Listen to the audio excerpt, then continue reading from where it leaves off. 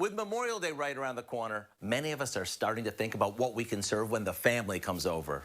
If you're like me, you want something that you can make ahead, something that'll feed a crowd, and of course, something that's really tasty.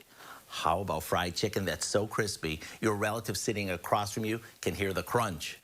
We start by bathing some cut up bone-in chicken in a mixture of milk mixed with a beaten egg. From there, we dip the chicken into some seasoned flour, and once it's coated, gently shake off the excess flour.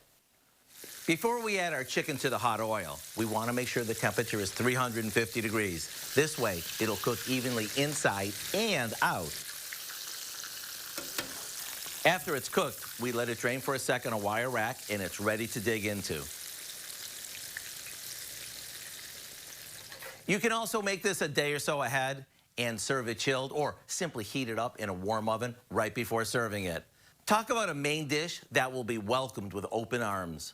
Of course, you'll want to team this with your typical go-alongs. To get your hands on the recipe for our extra crispy fried chicken, head over to our website.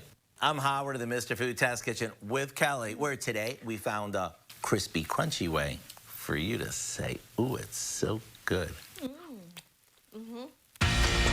Well,